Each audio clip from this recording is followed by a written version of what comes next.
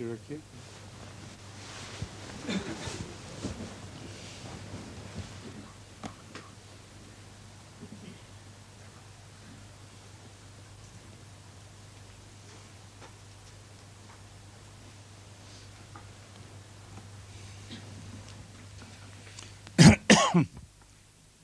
آج ہم نے 7ویں آیت سورہ الملک کی شروع کرنی.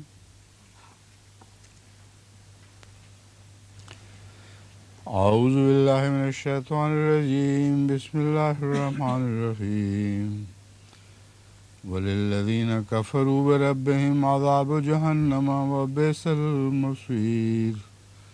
إِذَا أُلْقُوا فِيهَا سَمِعُوا لَهَا شَهِيقًا وَهِيَ تَفُورُ تَكَادُ تَمَيَّزُ مِنَ الْغَيْظِ كُلَّمَا أُلْقِيَ فِيهَا فَوْجٌ سَأَلَهُمْ خَزَنَتُهَا أَلَمْ يَأْتِكُمْ نَذِيرٌ قَالُوا بَلَىٰ قَدْ جَاءَنَا نَذِيرٌ فَكَذَّبْنَا وَقُلْنَا مَا نَزَّلَ اللَّهُ مِنْ شَيْءٍ إِنْ أَنْتُمْ إِلَّا فِي ضَلَالٍ كَبِيرٍ وَقَالُوا لَوْ كُنَّا نَسْمَعُ أَوْ نَعْقِلُ مَا كُنَّا فِي أَصْحَابِ السَّعِيرِ فَاعْتَرَفُوا بِذَنبِهِمْ فَسُحْقًا لِأَصْحَابِ السَّعِيرِ.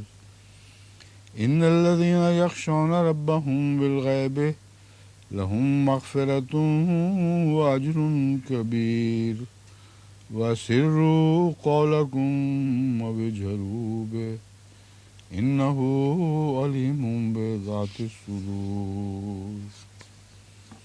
أَلَا يَعْلَمُ مَنْ خَلَقَ وَهُوَ اللَّطِيفُ الْخَبِيرُ. هُوَ الَّذِي جَعَلَ لَكُمُ الْأَرْضَ ذَلُولًا فَامْشُوا فِي مَنَاكِبِهَا وَكُلُوا مِن رِّزْقِهِ وَإِلَيْهِ النُّشُورُ.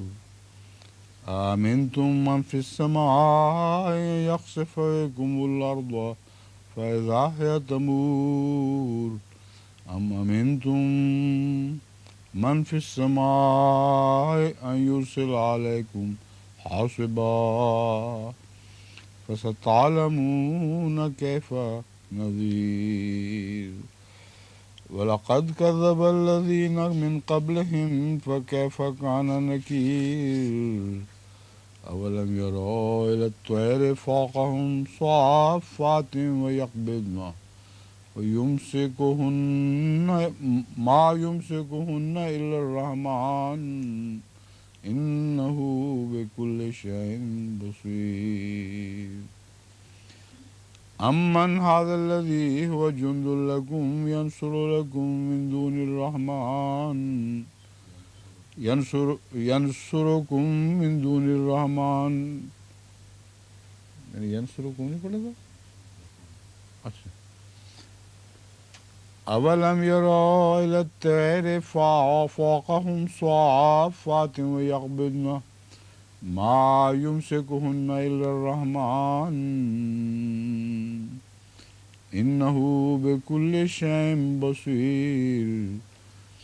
أَمَّنْ هَذَا الَّذِي هُوَ جُنْدٌ لَكُمْ يَنْصُرُكُمْ مِنْ دُونِ الرَّحْمَنِ إِنِ الْكَافِرُونَ إِلَّا فِي غُرُورٍ. أَمَّنْ هَذَا الَّذِي يَرْزُقُكُمْ إِنْ أَمْسَكَ رِزْقَهُ بَل لَّجُّوا فِي عُتُوٍّ وَنُفُورٍ. أَفَمَن يَمْشِي مُكِبًّا عَلَى وَجْهِهِ أَهْدَىٰ أَمَّن يَمْشِي سَوِيًّا عَلَى صِرَاطٍ مُّسْتَقِيمٍ. قُلْ هُوَ الَّذِي أَنشَأَكُمْ وَجَعَلَ لَكُمُ السَّمْعَ وَالْأَبْصَارَ وَالْأَفْئِدَةَ قَلِيلًا مَا تَشْكُرُونَ. قُلْ هُوَ الَّذِي ذَرَأَكُمْ فِي الْأَرْضِ وإليه تحشرون ويقولون متى هذا الوعد إن كنتم صادقين قل إنما العلم عند الله وإنما أنا نذير مبين فلما رأوه زلفة سيئت وجوه الذين كفروا وقيل هذا الذي كنتم به تدعون قل أرأيتم من أهلكني الله ومن معي أو رحمنا فمن يجير الكافرين من عذاب أليم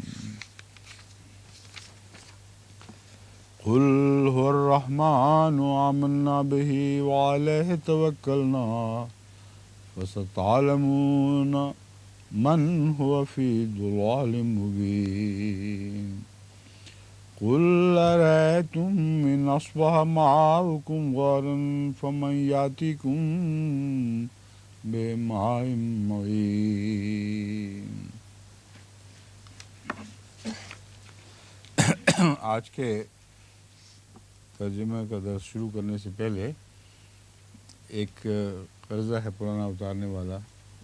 آپ کو بھی میں نے فکر کی دعوت دی تھی کہ نور کے دائیں اور آگے چلنے کا ذکر ہے اور بائیں طرف اور پیچھے چلنے کا ذکر نہیں.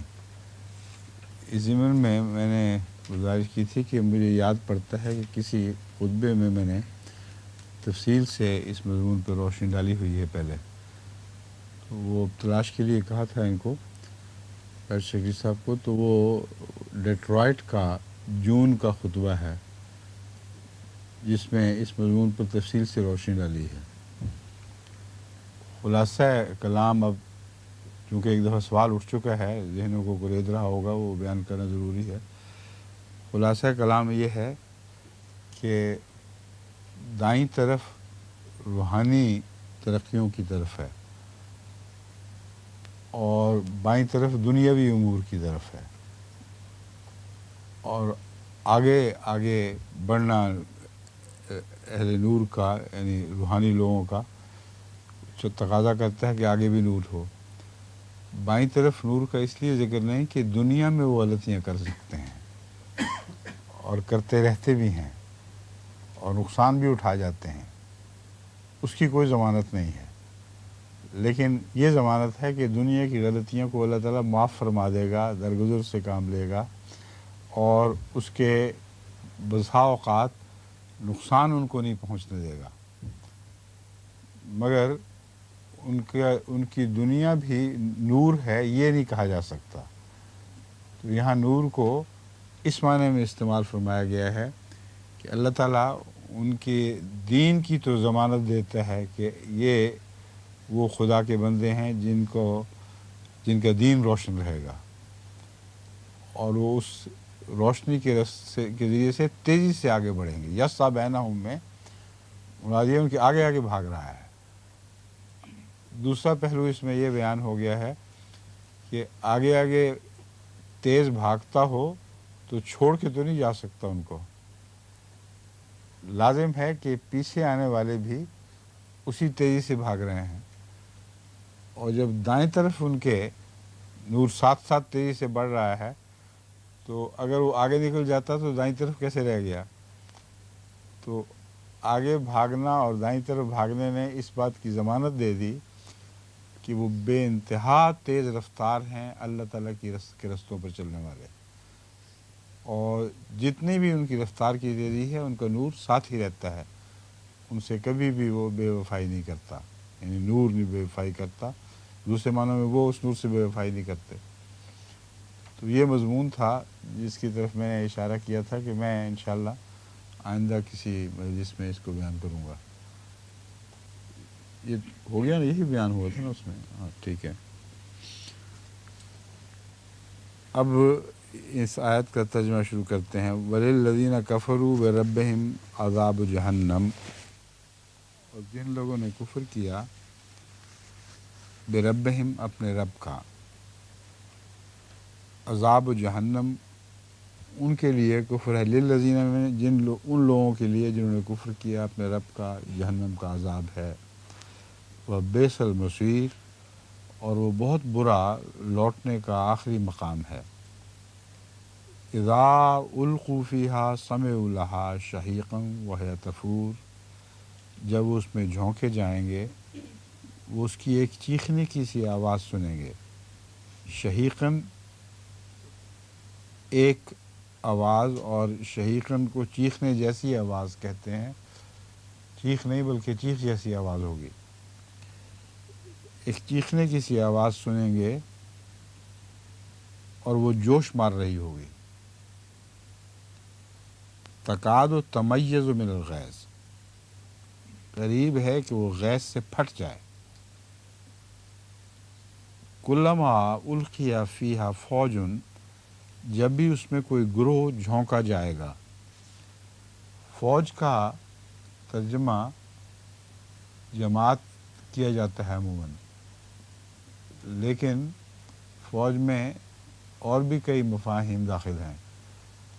ایک تو جیسا کہ یدخلون فی دین اللہ افواجا میں مذکور ہے، یعنی لشکر بھی مراد ہوتے ہیں فوج سے واضح طور پر، قطعی طور پر۔ اور جب لشکر کہیں گے تو پھر بڑی جماعت ہونی چاہیے لشکر کی، 10 آدمیوں کو لشکر تو نہیں ہوا کرتا۔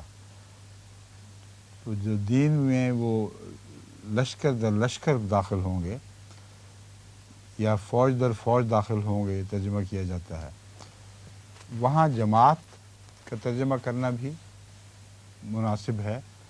جماعت در جماعت داخل ہوں گے، بڑی بڑی جماعتیں داخل ہوں گی۔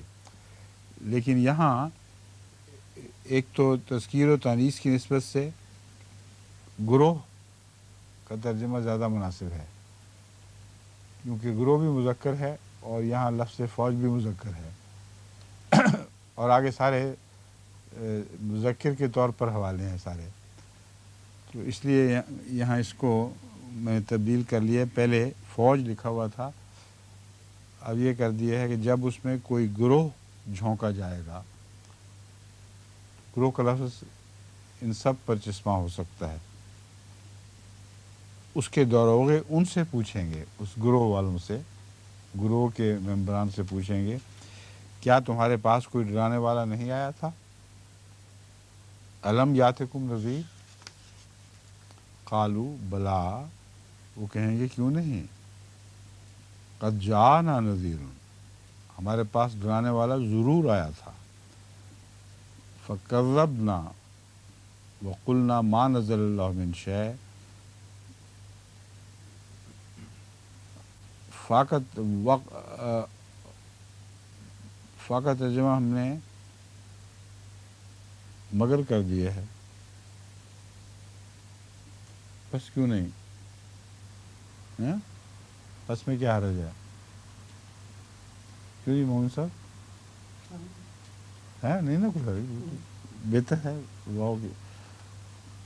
وہ کہیں گے کیوں نہیں، ہمارے پاس ڈرانے والا ضرور آیا تھا، بس ہم نے جھٹلا دیا، اور ہم نے کہا، یہاں اور ہے آگے پھر، اور ہم نے کہا اللہ نے کوئی چیز نہیں اتاری۔ وقلنا ما نزل اللہ من شیء، اللہ نے کوئی چیز نہیں اتاری۔ ان انتم الا فی ضلال کبیر، تم محض ایک بڑی گمراہی میں مبتلا ہو۔ یہ کہنے والے کہہ رہے ہیں کہ ہم نے یہ کہا تھا۔ وقالوا لو کنا نسمع او نعقل، اور وہ کہیں گے، جہاں لفظ اور چھٹا ہوا ہے،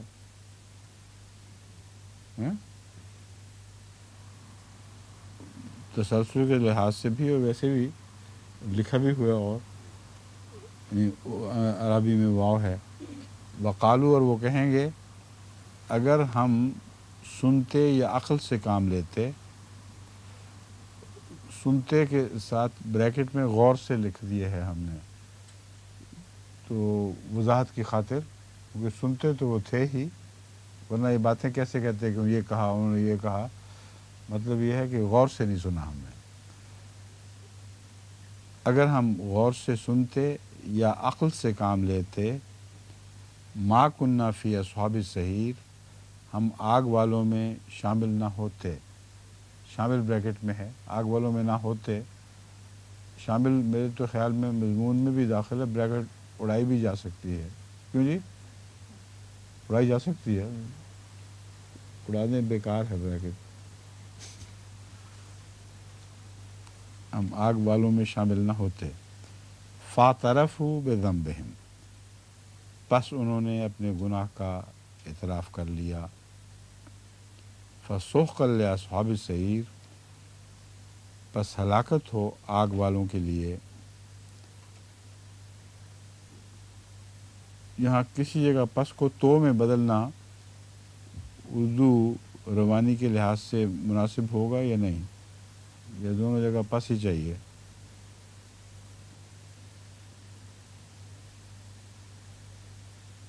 جہاں بھی تو میں بدلیں گے مشکل پیش آئے گی میرے خیال میں۔ وہ کہیں گے اگر ہم غور سے سنتے یا عقل سے کام لیتے تو ہم آگ والوں میں شامل نہ ہوتے، پس انہوں نے اپنے گناہوں کا اعتراف کر لیا۔ دیکھیں پس بالکل واضح ہے، تو ہلاکت ہو یہاں اچھا نہیں لگ رہا، پس کی تکرار میرے خیال مجبوری ہے، کر لینی چاہیے یہاں۔ موہن صاحب آپ کے ہونٹ ہل رہے ہیں، کوئی ترکیب آ رہی ہے آپ کو اس پہ؟ سو کر لیں، ہیں سو سونوں نے، ہاں سو کا لفظ اچھا لگ رہا ہے یہاں، پس کا مطلب سو بھی ہے نا، ٹھیک ہے۔ پس انہوں نے اپنے گناہوں کا اعتراف کر لیا، سو ہلاکت ہو آگ والوں کے لیے۔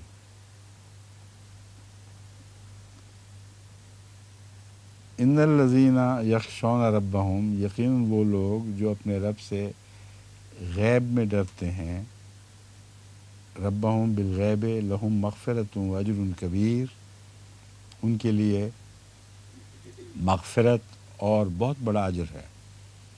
وَأَسِرُّوا قَوْلَكُمْ أَوِ اجْهَرُوا بِهِ، اور تم اپنی بات کو چھپاؤ یا اسے ظاہر کرو۔ إِنَّهُ عَلِيمٌ بِذَاتِ الصُّدُورِ، یقیناً وہ سینے کی باتوں کا دائمی علم رکھتا ہے۔ دائمی علم یا دائماً علم رکھتا ہے؟ دائماً چاہیے، ہاں؟ سینے کی باتوں کا دائماً علم رکھتا ہے۔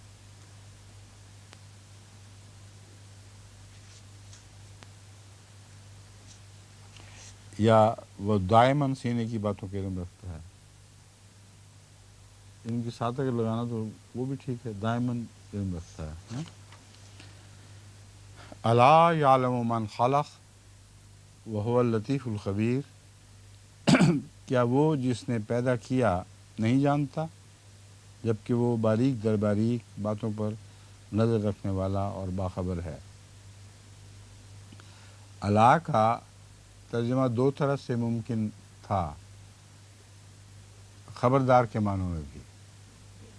الا یعلم من خلق، جانتا ہے جس نے پیدا کیا ہے، اور ایک ہے کیا نہیں اعلیٰ۔ تو میں نے دیکھا حضرت مسلم عود کا ترجمہ اور میر صاحب کا، تو ان دونوں نے یہ نفی کے ترجمے کو کسی مسلک سے زیادہ پسند کیا ہے، اس لیے میں نے بھی اس کے ساتھ ہی نفی میں کر دیا ہے، مگر میرے نزدیک اس میں ایک الگ زور ہے۔ خبردار، وہ جانتا ہے جس نے پیدا کیا ہے۔ بس اگر کوئی یہ ترجمہ کرنا چاہے تو یہ بالکل جائز ہے اور ہو سکتا ہے۔ ہیں کیا؟ ہاں ہاں پیچھے گزر گئی ہے، وہ بات دوبارہ کرنا چاہتے ہیں جی ہاں فرمائیں۔ 11 نمبر آیت میں ما کننا اتنا پیچھے گزر چکی ہے؟ سب نہیں بولے آپ۔ ما کننا فی اصحاب اس کا السعیر، مطلب یہ ہے کہ باقی جو آیتیں گزری ہیں اس میں آپ کا دماغ وہیں اٹکا ہوا تھا 11 پہ۔ نہیں سنتا رہا ہوں، اچھا اچھا میں اس میں رکو ختم ہو پھر ہاں ہاں بتاؤں گا۔ ہوتا ہے۔ تو فی اصحاب السعیر میں شامل کو اگر اڑا دیں تو پھر فکرہ بنتا ہے۔ فکرہ تو بنتا ہی ہے، کیا فکرہ بنے گا پھر؟ ما کننا فی اصحاب السعیر، ہم آگ والوں میں نہ ہوتے۔ आग वालों में ना होते, उर्दू रवानी के लिहाज से इतना अच्छा नहीं लग रहा। आग वालों में शुमार ना होते, आग वालों में दाखिल ना होते,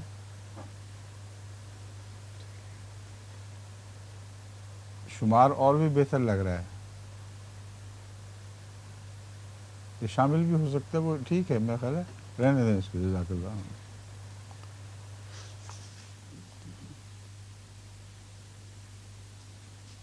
अब है हुवल्लज़ी जअल लकुमुल अर्द ज़लूलन फमशू फी मनाकिबिहा व कुलू मिन रिज़्क़िही व इलैहि नुशूर। वही है जिसने ज़मीन को तुम्हारे मातहत कर दिया, बस उसके रास्तों पर चलो। मनाकिब रस्तों को कहते हैं। उसके रास्तों पर चलो। वो कुलू मिन रिज़्क़िही, और उसके रिज़्क़ में से खाओ। यहाँ ही की ज़मीर ज़मीन की तरफ नहीं है बल्कि अल्लाह की तरफ है। इस चीज़ को हमने यहाँ लफ्ज़ों में वाज़ेह नहीं किया हुआ, मगर अगली आयत चूँकि खोल रही है बात को, व इलैहि नुशूर, और उसी की तरफ उठाया जाना है, तो इसलिए पहली ज़मीर तबन और कुदरती तौर पर अल्लाह की तरफ जाएगी। मगर वो धोखा लग भी सकता है, ज़मीन के रिज़्क में से खाओ, क्योंकि ज़मीन रिज़्क उगाती है। तो इसकी वजाहत की खातिर कोई ब्रैकेट इस्तेमाल कर ली जाए तो क्या की जाए?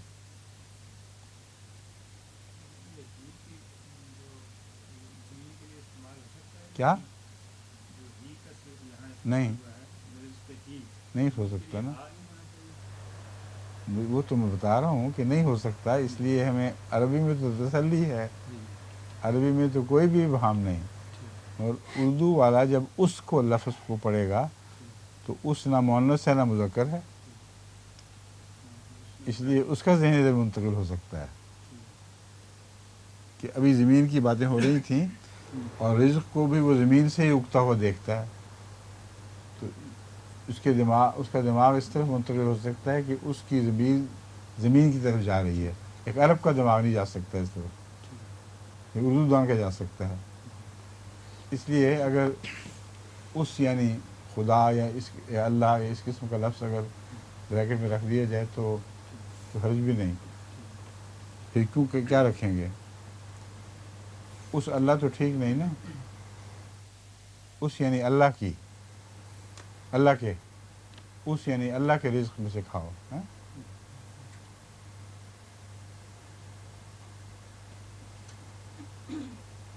उस यानी अल्लाह ब्रैकेट में कर दें और के बाहर रहेगा उसी तरह। उस यानी अल्लाह के रिज़्क़ में से खाओ। आगे है अब, आमिनतुम मन फिस समाए अन यख्सिफ़ बिकुमुल अर्द फ़इज़ा हिय तमूर। क्या तुम उससे जो आसमान में है महफूज हो कि वो तुम्हें ज़मीन में धंसा दे, बस वो अचानक थर्राने लगे। आमिनतुम मन फिस समाए, मन से मुराद अल्लाह ही है ना, ज़ाहिर बात है। तो अल्लाह तो ज़मीन में भी है, फिर मिनस समाए क्यों फरमाया है?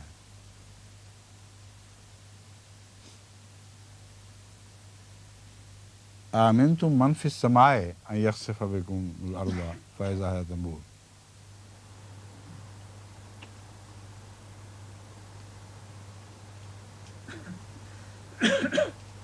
यहाँ ज़मीन में धंसाना है और अज़ाब का महबत है, इसलिए ज़मीन के हवाले से खुदा ताला का ज़िक्र नहीं फरमाया गया एहतरामन।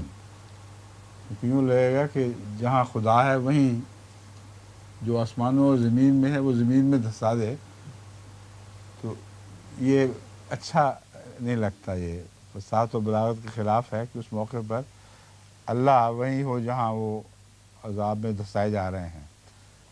तो ऐसे मौक़े पर खुदा की इम्तियाज़ी शान दिखाने की खातिर उसे आसमान का मालिक बयान किया गया है اور آسمان ہی سے ان پر یہ ٹکڑے اترنے ہیں عذاب کے.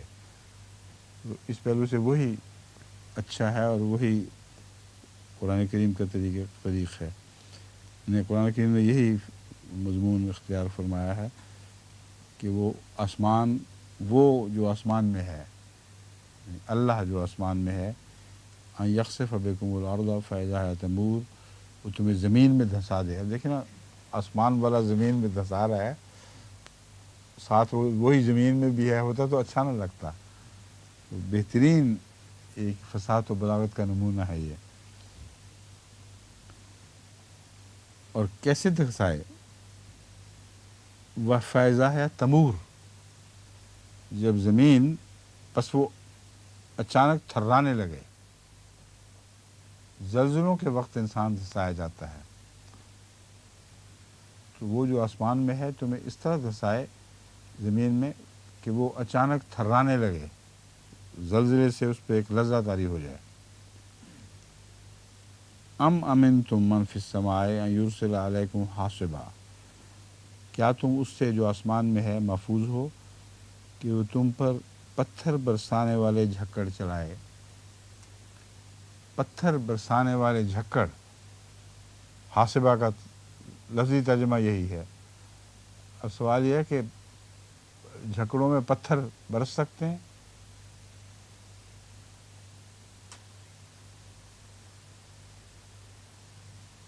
کیوں جی ڈاکٹر صاحب؟ لاوا جب بنتا ہے تو اس میں پتھر ہوتے ہیں، لیکن جھکڑ برستے پتھر برستے ہوں جھکڑوں میں، جھکڑ میں، اس کی وہ برس سکتے ہیں عملاً. ایک تو یہ کہ زلزلے کے وقت بعض، جیسے کہ آپ نے لاوا کہا ہے، لاوا ضروری نہیں، زمین جب پھٹ رہی ہوتی ہے اوپری جگہ سے تو اس کے پتھر وہ جھکڑ کی صورت میں لوگوں پر اوپر سے برسا بھی کرتے ہیں. کئی ایسے پتھروں سے غرق ہو گئے، پتھروں کے نیچے وہ بستیاں دب گئیں.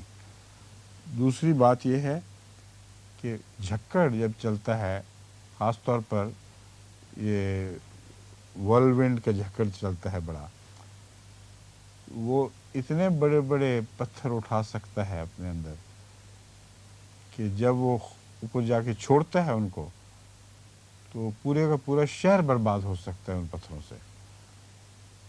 اس لیے کہ وہ تمہیں زمین میں دھسا دے. اس کے بعد ہے من فی السماء ان یرسل علیکم حاصبا، ایسا جھکڑ تم پر بھیجے جس میں بھاری وزنی پتھر بھی ہوں، اور چونکہ مخاطب ایک بستی والے لوگ، یعنی بڑے لوگ، بڑی نسبتاً بڑی جماعت کے لوگ ہیں. مراد یہ ہے کہ پورے شہر کے شہر کو اگر خدا چاہے تو پتھروں والے جھکڑ کے ذریعے کلیتاً ملیمیٹ کر سکتا ہے. فَسَتَعْلَمُونَ كَيْفَ نَذِيرِ، اب وہ ڈرانا بھی بڑا خوفناک ہے، تو پس تم جان لو، ضرور جان لو گے کہ میرا ڈرانا کیسا تھا. وَلَقَدْ كَذَّبَ الَّذِينَ مِن قَبْلِهِمْ فَكَيْفَ كَانَ نَكِيرِ، اور یقیناً ان لوگوں نے بھی جھٹلا دیا تھا جو ان سے پہلے تھے.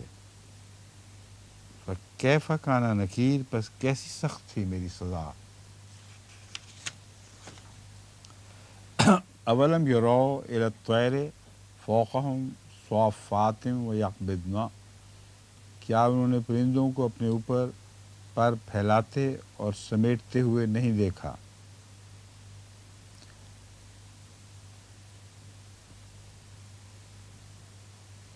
رحمان کے سوا کوئی نہیں جو انہیں روکے رکھے. ما یمسکہن الا الرحمن، انہیں کوئی نہیں روکتا یا رحمان مگر رحمان. ایک یہ طرز ترجمے کی ممکن ہے. دوسری ہے رحمان کے سوا کوئی نہیں جو انہیں روکے رکھے. آپ کو کون سی زیادہ ترجمے کی طرز زیادہ پسند آتی ہے؟ ما یمسکہن، کوئی نہیں انہیں روکتا، روکے رکھتا مگر رحمان.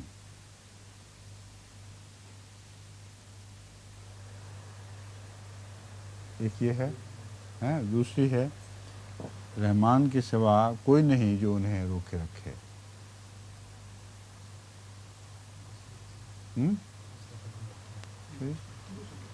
دوسری زیادہ بہتر لگ رہی ہے کہ ان کے ہوا میں معلق رہنا یہ خدا کی رحمانیت کی ایک شان ہے.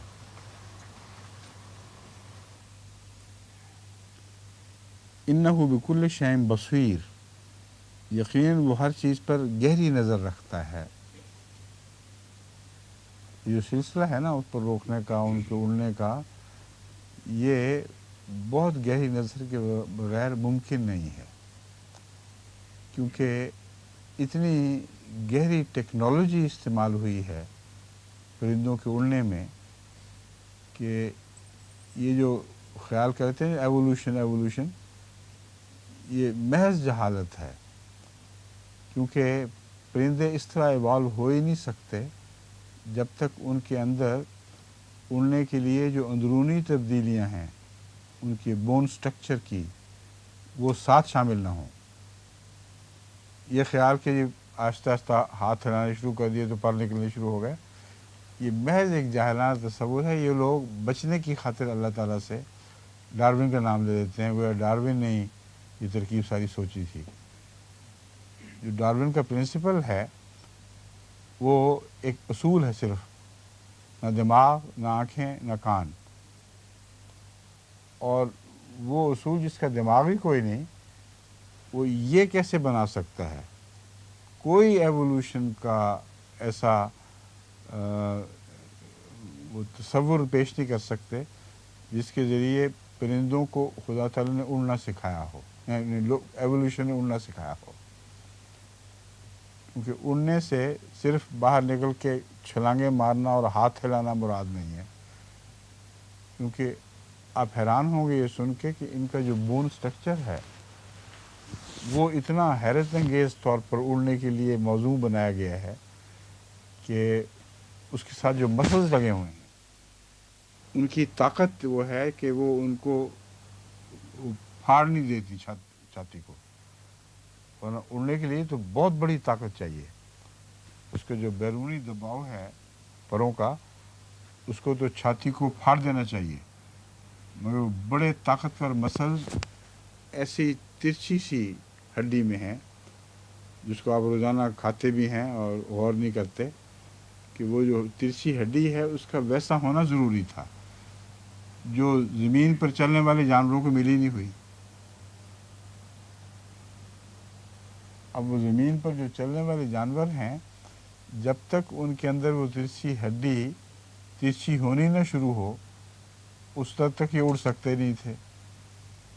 اور اس کے ترچھے ہونے کے لیے 1,000,000 سال درکار تھے اگر زور کی وجہ سے وہ ترچھی ہوئی ہوتی.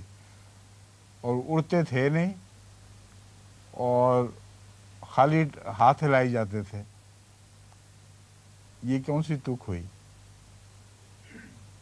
اور مسلسل ہلاتے چلے گئے اور اندر وہ ہڈیاں ترچھی ہوتی چلی گئیں.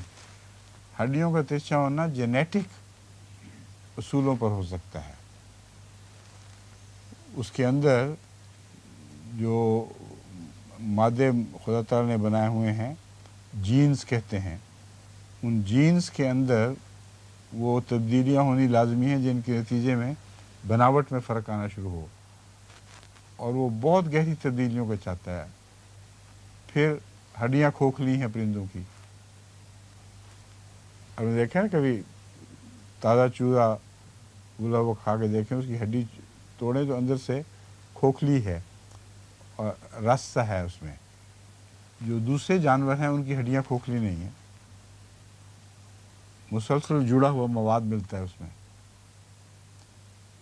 ہڈیوں کا کھوکھلا ہونا، پروں کی بناوٹ کے فرق، لمبے پر اور چھوٹے پر اور جو اور مقصد اپنا انجام دیتے ہیں. پھر دم پیچھے سے بنانا جو رڈر کا کام دے رہی ہو. بے انتہا ایسی چیزیں ہیں جو اس تخلیق میں شامل ہیں. اس لیے یہ فرمایا ان کو رحمان نے روکا ہوا ہے. رحمان کا وہ معنی یہاں پیش نظر رہنا چاہیے کہ بن مانگے دیتا ہے، اور پیدائش سے پہلے پرندوں کی کسی نے اس سے مانگا نہیں تھا کہ یہ ساری چیزیں پیدا فرمائے. تو اس لیے کہہ دینا ضروری، یہ بتانا ضروری ہے، ورنہ انسان سوچتا ہے رحمان نے روکا، ہوا چل رہی ہے انہوں نے پر مارے ہوئے ہیں، رحمان نے کیا روکا ہوا ہے؟ رحمان کے روکنے کا یہ مطلب ہے کہ اتفاقاً نہیں وہ اڑ رہا ہے، بلکہ بہت گہرے علوم ہیں جن کے بغیر کوئی اس قسم کی تخلیق کر نہیں سکتا. سمجھ گئے اب؟ تبھی فرمایا انہو بکل شیء بصیر. وہ بصیر کا یہاں کون سا موقع تھا؟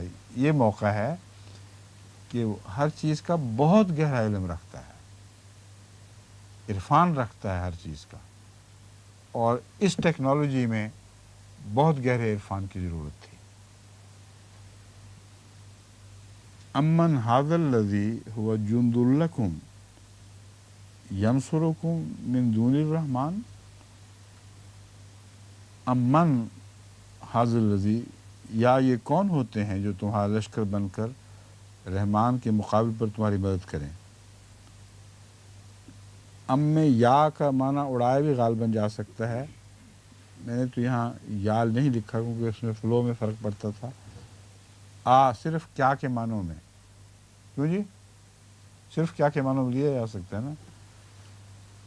یہ کون ہوتے ہیں جو تمہارا لشکر بن کر رحمان کے مقابل پر تمہاری مدد کریں. اب رحمان سے مراد یہاں وہ رحمان ہے جس کو یہ سب کچھ علم ہے.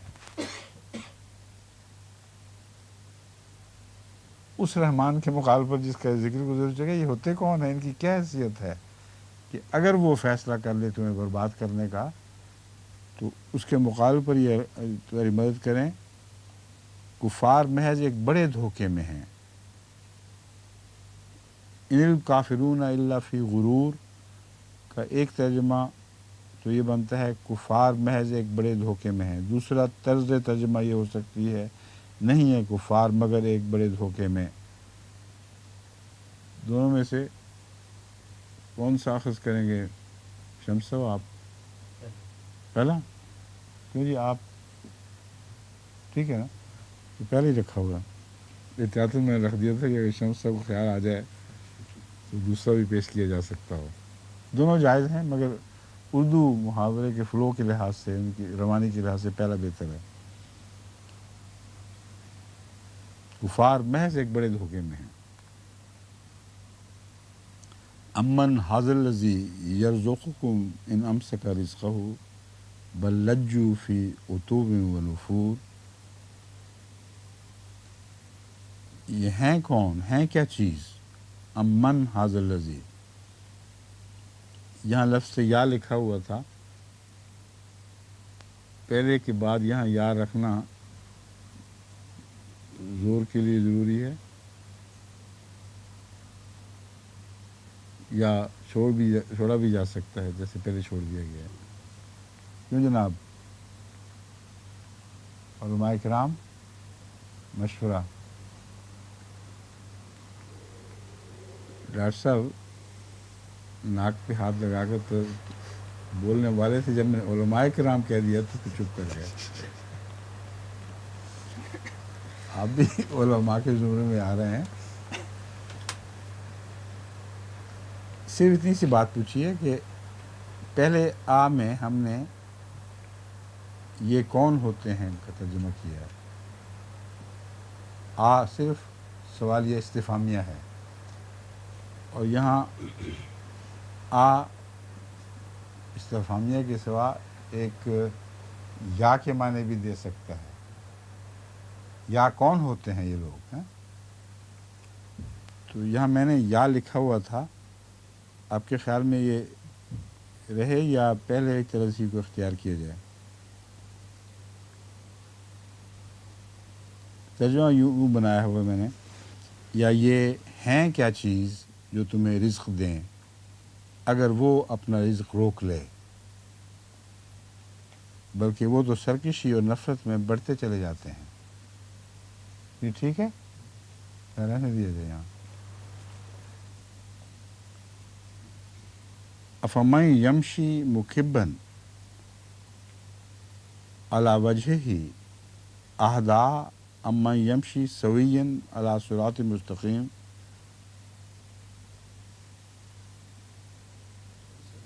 ہیں لجو فی ترجمہ نہیں کیا.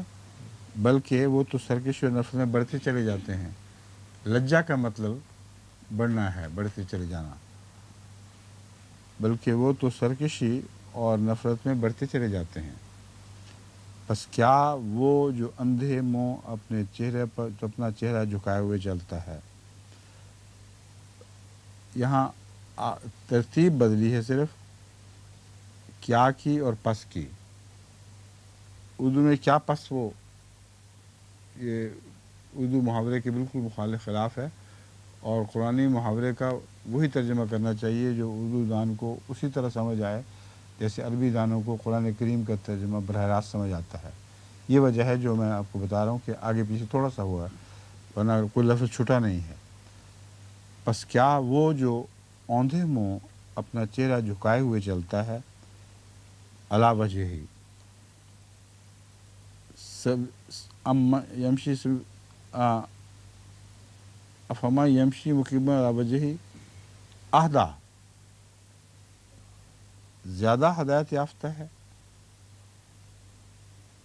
اگر کیا پہلے جیسے داخل کر دیا تھا رکھا جائے تو پھر دوبارہ کیا کی ضرورت نہیں ہے. یوں بنے گا، بس کیا وہ جو اوندھے منہ اپنا چہرہ جھکائے ہوئے چلتا ہے زیادہ ہدایت یافتہ ہے، یا وہ جو صراط مستقیم پر سیدھا چلتا ہے. امن یمشی سویا علی صراط مستقیم، اس میں کوئی بالکل واضح سیدھی سی بات ہے، نہ وضاحت طلب ہے، بالکل واضح ہے. قل هو الذی انشأکم وجعل لکم السمع والابصار والافئدہ قلیلا ما تشکرون. کہہ دے کہ وہی ہے جس نے تمہیں پیدا کیا اور تمہارے لیے کان اور آنکھیں اور دل بنائے، بہت کم ہے جو تم شکر کرتے ہو. ٹھیک ہے؟ اس بارے میں پہلے بھی بارہا گزارش کر چکا ہوں. یہ بھی قرآن کریم کا ایک اعجاز ہے کہ کان کو پہلے رکھتا ہے اور آنکھوں کو بعد میں رکھتا ہے. حالانکہ جو پہلے آیات کا مضمون گزرا ہے اس میں دیکھنا، سر جھکائے ہوئے، سر اٹھائے ہوئے، اس میں دیکھنے کا مضمون غالب دکھائی دے رہا ہے. اور ایک کیجول بات کرنے والا، بغیر کسی گہری فراست کے بات کرنے والا کہہ سکتا ہے کہ آنکھیں پہلے رکھ دیں یہاں اس موقع پر، کیونکہ آنکھوں کا ذکر پہلے گزرا ہے. لیکن جو زیادہ گہری فراست رکھتا ہے وہ جانتا ہے، یعنی اللہ جانتا ہے جس نے یہ آیات نازل فرمائیں، کہ بچے کی تشکیل اس طرح ہوئی ہے رحم مادر میں کہ آنکھیں پہلے نہیں بنائی گئیں، کان پہلے بنائے گئے ہیں. اور کان سنوائی کے معنوں میں،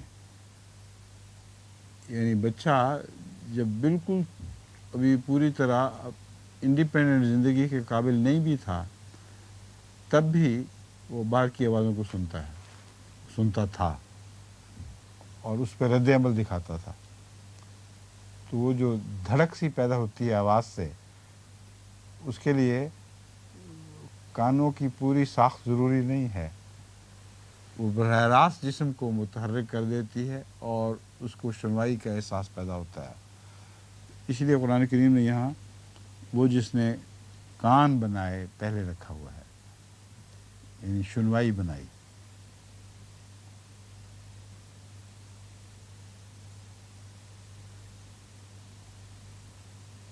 هو الذی انشأکم وجعل لکم السمع والابصار والافئدہ. اور افئدہ سم اور ابصار کی مجموعی معلومات کے نتیجے میں پیدا ہوتی ہے. افئدہ وہ آخری فراست ہے انسان کی جس کا مرکز زیادہ گہرے علم رکھنے والوں کے نزدیک دل ہے، اور قرآن کریم نے بھی دل ہی کو اس کا مرکز قرار دیا ہے، کیونکہ سارا جو زور پڑتا ہے وہ دل پر پڑتا ہے، ہر سوچ کا، ہر فکر کا زور دل پر ہی آتا ہے۔ دماغ میں اگر کوئی مرکز ہے تو محسوس یہاں نہیں ہوتی، ہر چوٹ دل پہ لگتی ہے۔ جب صدمے کی بات سنتے ہیں تو آپ ہائے میرا دل کیا کہ اس کو پکڑتے ہیں، اور نقصان بھی دل ہی کو پہنچ رہا ہوتا ہے، دماغ کو براہ راست کوئی نقصان نہیں پہنچتا ہے تو اندرونی طور پر وہ پہنچ رہا ہے، مگر کوئی دماغ کو نہیں تھامتا، اس وقت صرف دل کو تھامتا ہے۔ تو یہ لمبا مضمون ہے، مگر اس میں کوئی شک نہیں کہ دل ایک مرکز ہے جہاں آخری سوچ خواہ وہ دماغ میں ہی پیدا ہو رہی ہو، جنم دل سے لے رہی ہوتی ہے، اور تبھی دل کالا ہوتا ہے، دل سفید ہوتا ہے، دل بدلتا ہے۔ تمام دنیا کے محاوروں میں دل ہی کو بیان کیا گیا ہے کہ دل کسی پر آ گیا، کسی پہ نہیں آیا، نفرت ہو گئی، غیظ سے پھٹ گیا، سب کچھ دل میں ہوتا ہے۔ اس لیے افئدہ سے مراد مانوی طور پر دل ہے، نہ کہ ظاہری لوتھڑا۔ اور یہ افئدہ سمع اور ابصار کا آخری نقطہ ہے۔ یہ دو چیزیں جو پیغام رسانی اندر کرتی ہیں، اس کے نتیجے میں یہ چیز پیدا ہوتی ہے، بصارت جو دل سے تعلق رکھنے والی ہے۔ قلیلا ما تشکرون، تھوڑا ہے، بہت کم ہے جو تم شکر کرتے ہو۔ قل هو الذی ذرأکم فی الارض والیہ تحشرون، کہہ دے کہ وہی ہے جس نے زمین میں تمہاری تخم ریزی کی اور اسی کی طرف تم اکٹھے کیے جاؤ گے۔ ذرأکم تمہاری افزائش کی، جو کئی ترجمے تمہیں پھیلا دیا، مگر میرے نزدیک لفظاً جو معنی ہے وہ اس کے مضمون کو زیادہ وضاحت سے بیان کر رہا ہے۔ کہہ دے وہی جس نے زمین میں تمہاری تخم ریزی کی۔ پورا نقشہ زندگی کی پیدائش کا تخم ریزی کے ذریعے ہی ظاہر ہوتا ہے۔ وَيَقُولُونَ مَتَىٰ هَٰذَا الْوَعْدُ إِن كُنتُمْ صَادِقِينَ، اور وہ پوچھتے ہیں یہ وعدہ کب ہوگا اگر تم سچے ہو۔ وعدہ تو ہو چکا ہے، بریکٹ میں پورا لکھ دیا ہے، مراد یہاں یہ وعدہ پورا کب ہوگا اگر تم سچے ہو۔ قُلْ إِنَّمَا الْعِلْمُ عِندَ اللہِ، تو کہہ دے کہ کامل علم تو اللہ کے پاس ہے۔ وَإِنَّمَا أَنَا نَذِيرٌ مُبِينٌ، اور میں تو محض کھلا کھلا ڈرانے والا ہوں۔ العلم، کامل علم کے لیے بھی اللفظ ال کی وجہ سے استعمال ہو سکتا ہے۔ تو یہاں میں نے کامل علم اس لیے کیا کہ کچھ علم تو ہر انسان کو خدا تعالیٰ نے عطا فرمایا ہوا ہے، مگر یہ کہ وعدہ کب پورا ہوگا اس کے لیے کامل علم کی ضرورت ہے۔ بس تو کہہ دے کہ کامل علم تو اللہ کے پاس ہے اور میں تو محض کھلا کھلا ڈرانے والا ہوں۔ فلما رأوہ زلفۃ سیئت وجوہ الذین کفروا، بس جب وہ اسے نزدیک دیکھیں گے تو وہ لوگ جنہوں نے انکار کیا ان کے چہرے بگڑ جائیں گے۔ یعنی وعدہ پوچھتے ہیں نا کہ کب ہوگا، باتیں تو بڑی بڑی کرتے ہیں کہ ہو جلدی پورا، لیکن جب وہ ہونے والا ہوگا، جب ہو رہا ہوگا، اس وقت ان کے پھر چہرے بگڑ جائیں گے۔ سیئت وجوہ الذین کفروا وقیل ھذا الذی کنتم بہ تدعون، اور کہا جائے گا یہی ہے وہ جو تم طلب کیا کرتے تھے۔ قل ارأیتم ان اہلکنی اللہ ومن معی او رحمنا فمن یجیر الکافرین من عذاب علیم، تو کہہ دے بتلاؤ تو صحیح کہ اگر اللہ مجھے ہلاک کر دے اور اسے بھی جو میرے ساتھ ہے، یا ہم پر رحم فرمائے۔ یہاں ہلاک کر دے کو پہلے کیوں رکھا گیا ہے؟ حالانکہ رسول اللہ صلی اللہ علیہ وسلم کی نسبت سے اور آپ کے غلاموں کی نسبت سے ہلاکت کا مضمون تو ایک بہت بعید کی بات ہے.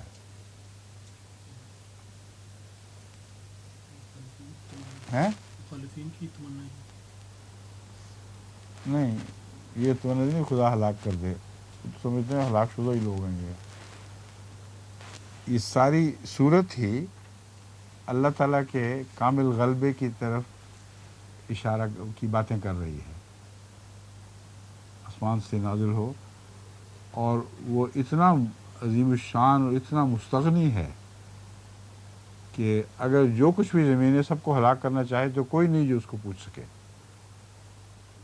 لیکن جن بندوں پر رحم فرمانے کا وعدہ کرے وہاں اس کی رحمانیت دوسرا جلوہ دکھاتی ہے. اس لیے اپنی بڑائی اپنے اور اپنے گروہ کی عظمت بیان کرنا مقصود نہیں ہے. رسول اللہ علیہ وسلم کا بیان مسلسل ان آیات کی روشنی میں اللہ کی عظمت کو بیان کرنے والا ہونا چاہیے تھا، اور یہی ہے. اس لیے یہ عز کا ایک عجیب مقام دکھایا گیا ہے. بتاؤ تو صحیح کہ اگر مجھے اللہ ہلاک کر دے، جس طرح پہلے ہے کوئی مدد نہیں کر سکتا کسی کی، میری بھی یا میرے ساتھیوں کی بھی کون مدد کر سکتا ہے اللہ کے مقابل پر. اور رحمانہ یہاں پر رحم فرمائے، اور جن نیک بندوں کو اللہ ہلاک نہیں کرتا ان پہ رحم فرماتا ہے، یہ فیصلہ کرتا ہے. اس کے متعلق قرآن کریم میں بیانات واضح طور پر موجود ہیں کہ اگر محض لوگوں کو اپنے عمل پر چھوڑ دیا جاتا تو وہ ہلاک ہو جاتے. یہ اللہ کی رحمت ہے جو ان کو روکے رکھتی ہے، صحیح رستے پر چلاتی ہے اور ہلاکتوں سے محفوظ رکھتی ہے. تو رحمانہ کا یہ مطلب ہے جو میرے ساتھ ہے یا ہم پر رحم فرمائے. تو ہمارا خدا ہے، ہم سے جو سلوک کرے. یہ بتاؤ کافروں کو کون بچائے گا؟ تمہارا تو کوئی نہیں ہے ایسا، تم تو اس کے منکر ہو جو عذاب بھی لاتا ہے اور جو عذابوں سے بچاتا بھی ہے.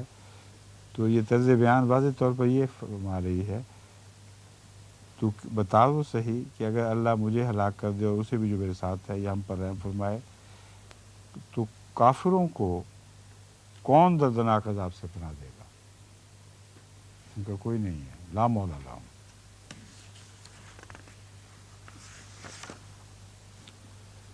قل هو الرحمن آمنا به وعلیہ توکلنا فستعلمون من هو فی ضلال مبین. تو کہہ دے خالی اب تک صرف کہہ دے چل رہا ہے، تو کا لفظ نہیں رکھا ہوا. وہ آخر پر جب وہ مضمون سمیٹا جائے گا وہاں میں نے تو داخل کر دیا ہے، یہ ظاہر کرنے کے لیے کہ اب یہاں مضمون سمیٹا گیا ہے سارا. قل کہہ دے وہی رحمان ہے، آمنا بہی ہم اس پر ایمان لے آئے، وعلیہ توکلنا اور اسی پر ہم نے توکل کیا ہے. تو پہلے مضمون کی وضاحت کرنے والا یہ اظہار ہے. ہم سے کیوں وہ دوسرا سلوک کرے گا؟ رحمانیت کی کامل غلبے کی وجہ سے کسی قسم کا سلوک بھی ہو سکتا ہے. فرمایا اس لیے کہ ہم تو رحمان پر اس کی عظیم طاقتوں اور اس کی رحم کی طاقت کے بے انتہا ہونے پر ایمان لے آئے ہیں. یہاں رحمان بے انتہا رحم کرنے والا کے معنوں میں خصوصیت کے ساتھ استعمال ہوتا دکھائی دے رہا ہے. ہم اس پر ایمان لے آئے، اس پر ہی ہم نے توکل کیا ہے. جب رحمان کی رحمانیت کو سمجھتے ہوئے اس کی گہرائی میں اترتے ہوئے اس پر ایمان لائے ہیں، توکل بھی اس پر کیا ہے کیونکہ وہ ہر چیز پر پھر قدرت رکھتا ہے.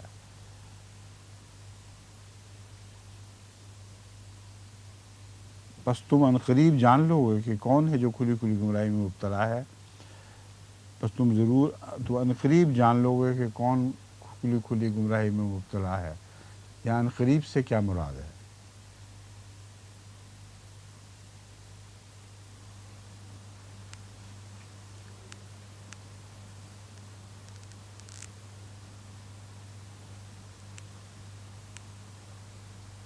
डॉक्टर साहब क्योंकि बाज़ों तो लंबे अरसे गुजर जाते हैं, नहीं जानते, कई नस्लें मर जाती हैं, कई लोग तबाह हो जाते हैं। अभी पहले एक जिक्र गुजर चुका है गालिबन के जो काफिर थे उन्होंने मोमिनों को कहा था कि तुम गुमराही में मुब्तला हो। ठीक है, तो इसका जवाब है कि अल्लाह ताला तुम्हें जल्द बता देगा कि कौन है जो किस तरह बताएगा?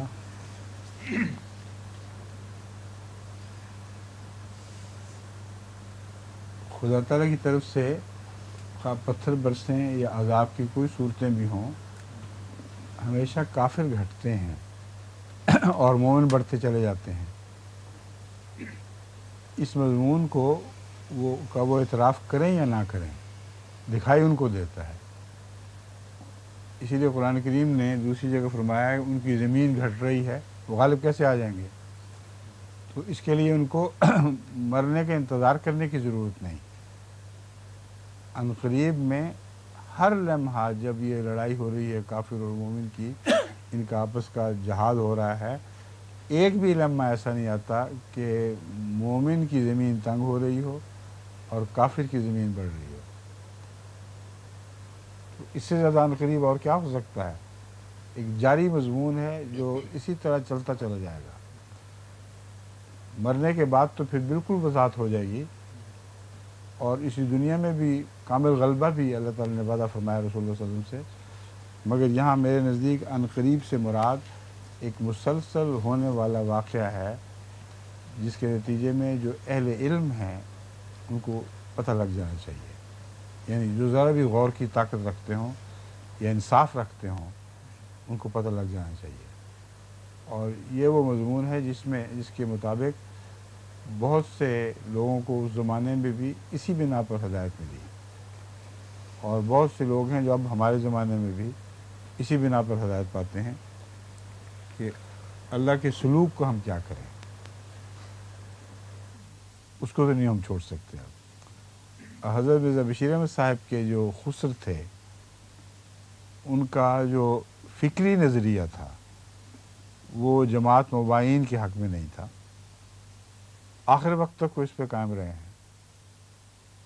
वो कहा करते थे कि मैंने तो गौर किया, मुझे तो वही अंजुमन वाली बात दिखाई देती है।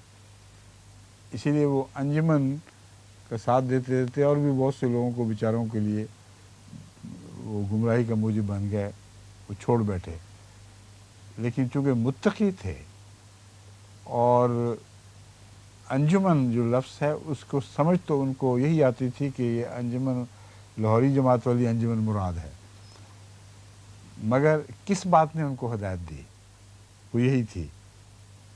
आखिर पर वो आए और बैत कर ली। तो अपने अक़ीदे के ख़िलाफ़ कैसे बैत की? जब उनसे पूछा गया तो उन्होंने कहा कि मैं खुदा के सलूक का क्या करूं, ये जो अल्लाह की तकदीर है मदद इनकी कर रहा है जो गलत हों और उनको हर मैदान में ज़क पहुंचा रहा है, तो इस तकदीर इलाही का क्या करूं? मेरे दिमाग की गलती है कोई जिसको मैं पकड़ नहीं सका, मगर अल्लाह की फ़ेली शहादत गवाही दे रही है। तो ये मुराद है अनक़रीब वो जान लेंगे। जिनमें तक़वा होगा उनको तो नज़र आ जाएगा, उनके लिए तो एक बड़ी ताकतवर दलील है कि जिसके हक़ में खुदा है उसी के साथ रहना है हमने।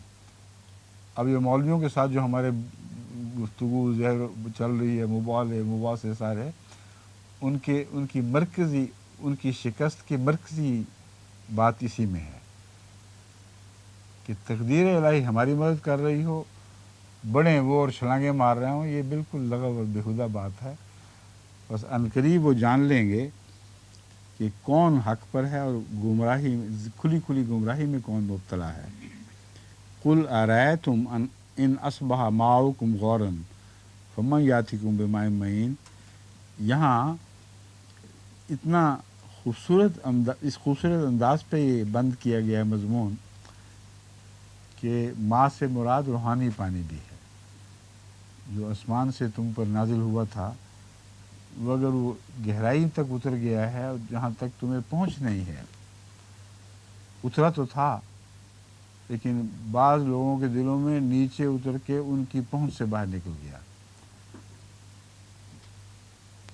جس سے دنیا میں ہوتا ہے ارایتم ان اصبح ماؤکم، اگر وہ تمہارا پانی گہرائی میں اتر جائے تو کون ہے جو تمہارے پاس چشموں کا پانی لائے گا؟ چشمے ابلنا بند ہو جاتے ہیں جب پانی نیچے اتر جایا کرتا ہے.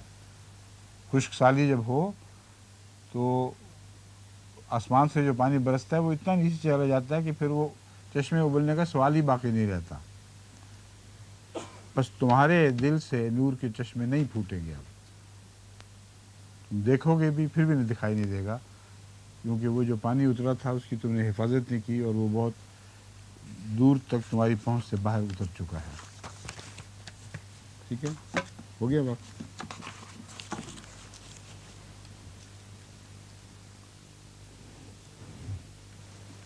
اچھا جی، السلام علیکم ورحمۃ اللہ.